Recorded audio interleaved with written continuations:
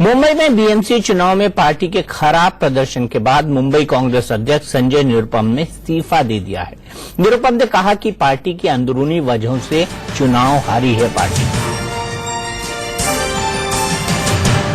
सीधे चलते हैं हमारे सहयोगी मनीष अवस्थी के पास जानने के लिए कि वाकई ये कौन सी अंदरूनी कलह थी जिसके चलते संजय निरुपम ने इस्तीफा दिया है। मनीष, क्या थी संजय निरुपम, गुरदास कामत, कृपाशंकर सिंह, जितने भी बड़े नेता हैं उनकी अंदरूनी कलह आखिरकार थी क्या?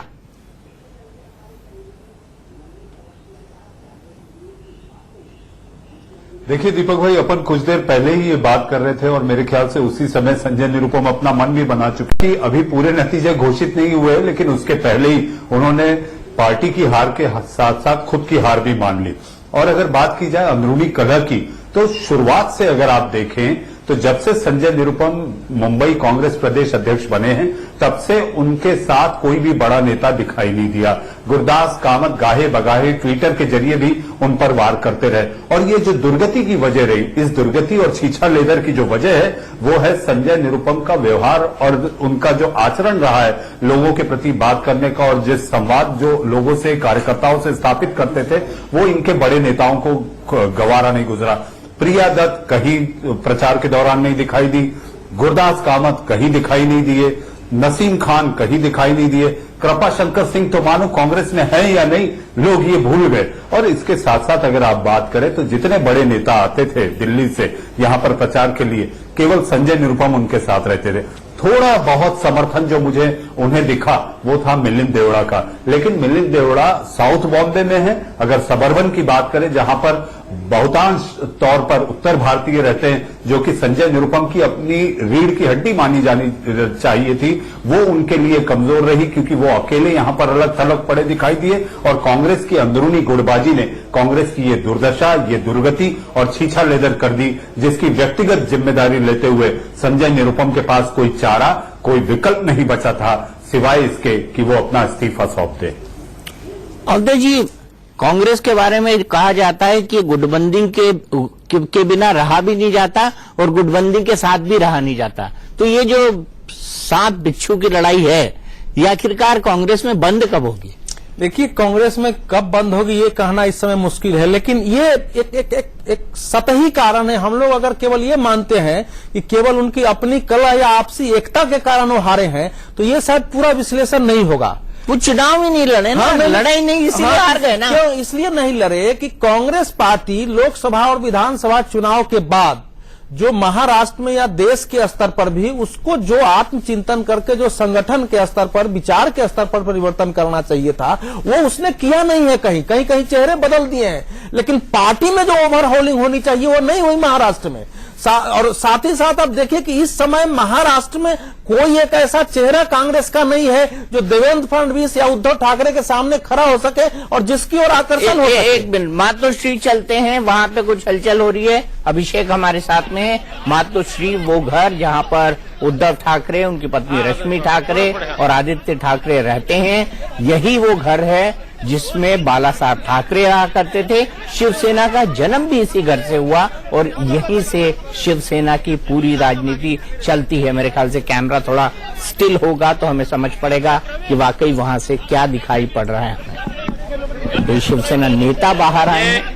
ये पूरी जीत शिवसेना की है। शिवसेना पक्ष प्रमुख माननीय उद्धव जी ठाकरे जी की जीत है और इस जीत ने पूरे मुंबई वासियों ने दिखा दिया है कि कोई भी चुनाव हो शिवसेना नंबर 1 पे ही रहेगी। कोई भी आने दो, दिल्ली वाले आने दो या गल्ली वाले आने दो, शिवसेना से मुकाबला कोई कर नहीं सकते, ये साबित हो चुका है। स्पष्ट बहुमत मिळत नाहीये, काय करणार त्यासाठी? स्पष्ट बहुमतासाठी पुन्हा भाजप सोबत जाणार का मनसेची साथ? आताच्या घडीला शिवसेना ज्या पद्धतीने वाटचाल करते, कोणत्याही परिस्थितीमध्ये शिवसेना ही 100 पेक्षा जास्त जागा मिळवणारच आहे आणि हे अपेक्षितच होतं। कोणत्याही परिस्थितीमध्ये मुंबईकरांनी ठरवलेलंच होतं की शिवसेनेला क्रमांक 1चा पक्ष बनवायचा आहे आणि त्या दृष्टिकोनातून नक्कीच शिवसेना बहुमताकडे वाटचाल करते। भाजपने देखील 58 पर्यंत जागा जिंकल्या, भाजपने देखील 58 पर्यंत जागा जिंकल्या, हाँ, उसके बारे में शिवसेना पक्ष प्रमुख माननीय उद्धव जी ठाकरे साहब ये स्पष्ट होने के बाद निर्णय तो जरूर लेंगे, लेकिन आज एक साबित हो चुका है कि इस भारतीय जनता पार्टी ने पूरी तरीके से सत्ता का दुरुपयोग करके इस चुनाव में लड़ने का जो कोशिश किया उसे मुकाबला करने में शिवसेना पूरी तरीके से कामयाब हो चुकी है और सफल हो चुकी है। सत्ता का दुरुपयोग करने का आरोप लगा रहे, क्या सत्ता का दुरुपयोग किया भाजपा ने? वैसे तो कई वर्तमान पत्र में आया था, जिस दिन वोटिंग थी उस दिन भी कई तरीके से जो एडवर्टाइजमेंट दी थी वो उससे साबित हो चुका है। और उसके बावजूद ऐसा हुआ है कि पहली बार ऐसा हो चुका है कि मुंबई के 12 लाख वोटर्स का नाम कम हो चुका है, उसमें मैक्सिमम हमारे मराठी वोटर्स का भी नाम कम हो चुका है।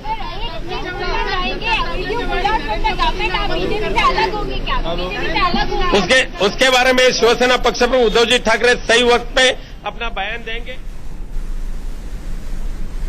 मनीष जी, बाकी सब कुछ तो हम समझ पाए, उन्होंने एक आध लाइन मराठी में बोली, उसका ट्रांसलेशन समझा दीजिए। और बेसिकली जो बात उन्होंने कही है वो यही कह रहे हैं कि सत्ता का दुरुपयोग करके बीजेपी ने इन चुनावों को प्रभावित करने की कोशिश की, लेकिन हमने उनको ऐसा करने नहीं दिया। इसके अलावा वो क्या बोले?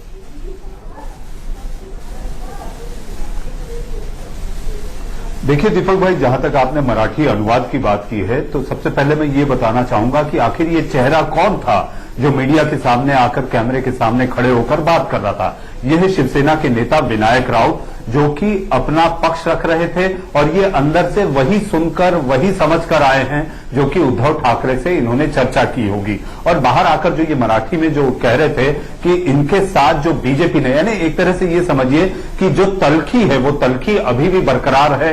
ये साफ तौर पर ये कहना चाह रहे हैं कि शिवसेना किसी भी तौर पर बीजेपी के सामने झुकेगी नहीं और शिवसेना नहीं झुकेगी। और जो उनकी शब्दों की तलखी थी उससे ये साफ दिखाई देता है कि शिवसेना अपना कड़ा रुख अख्तियार कर सकती है जब पूरे नतीजे घोषित हो जाएंगे। जैसा कि मैं इसके पहले भी बोल रहा था, फैसला लेने का एकाधिकार अगर किसी के पास है तो वो है शिवसेना के उद्धव ठाकरे के पास। यही विनायक राउत भी कह रहे थे। बीजेपी ने तमाम कोशिशें की। बीजेपी ने, उनका ये कहना था कि चुनाव आयोग ने महाराष्ट्र के जो 11 लाख से ज्यादा वोटर चुनाव सूची में नहीं थे उसमें से बहुतांश जो थे वो मराठी भाषी थे। तो उनका ये आरोप है कि उन्हें हराने की तमाम कोशिश की गई, लेकिन जो जनता ने उनका साथ दिया है उससे ये साफ होता है कि बीजेपी लाख कोशिश कर ले, चाहे बड़े बड़े इश्तिहार देकर, चाहे इस तरह से रणनीति के तहत, लेकिन उससे उनको फर्क नहीं पड़ता। शिवसेना शिवसेना है और मुंबई में जो लोगों का प्रेम है वो शिवसेना पर ही है। ये उनका मराठी में जो कह रहे थे ये उसका हिंदी अनुवाद था। प्रमोद जी, 199 के ट्रेंड आ चुके हैं, 227 कुल सीटें हैं, 93 पे शिवसेना, बीजेपी 61 पर। अभी भी आपको लगता है शिवसेना बहुमत पाएगी या थोड़ा बहुत? नहीं, बहुमत नहीं भी पाएगी तो भी मनसे के साथ मिल बहुमत पाता हुआ तो मुझे नहीं लगता। मुझे लगता है ये 105 से 110 के बीच का आएगा, लेकिन 114 चाहिए तो इसलिए कोई बहुत बड़ी मुश्किल नहीं होनी चाहिए।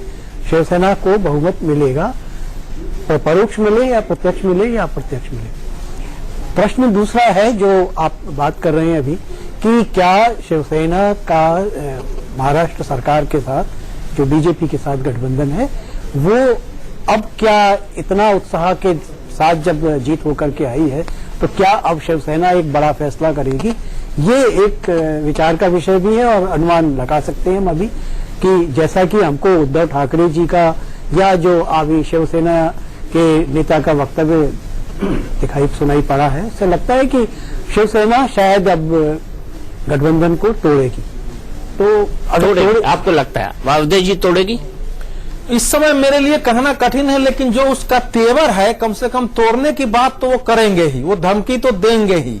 लेकिन धमकी दे दिए उन्होंने। धमकी तो उन्होंने पहले ही दे दिया है। अब इसके बाद और ज्यादा वो सरकार को हिलाने की कोशिश अभी करेंगे। लेकिन मुझे ये लगता है कि चूंकि इसमें कई जगह जो रिजल्ट आ रहे हैं उसमें कई जगह शिवसेना की मजबूरी शायद भाजपा के साथ रहने की हो जाए, वो एक कारक हो सकता है कि वो शायद वो साथ रहे।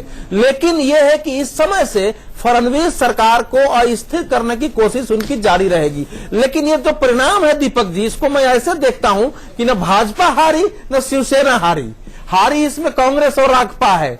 भले अब इसमें अब हम करें कि सारा मिला के जीता कौन, ये इस पर तो दो मत हो सकता है। लेकिन इसमें हम जीती जनता, जीती जनता जो बाद में ठगी जाती है, जो बाद में ठगी जाती है। तुम हारे न हम हारे, वो जो गाना है ना, तुम्हारी भी जय जय हमारी भी जय जय, न तुम हारे न हम हारे, राज कपूर गाते हैं दीवाना फिल्म में। मुझे तो ये रिजल्ट वही लग रहा है। मैं आपको अंतिम बात मैं अपनी कह देता हूं, और अंतिम बात मेरी ये है कि जो हालात हमने देखे, अभी तक होता यह था कि शिवसेना एक हॉट बार्गेनिंग पार्टी थी, बहुत अच्छा बार्गेन करती थी, लेकिन विधानसभा चुनाव में अमित शाह और नरेंद्र मोदी उस मुद्दे पर शिवसेना से कहीं आगे निकल गए।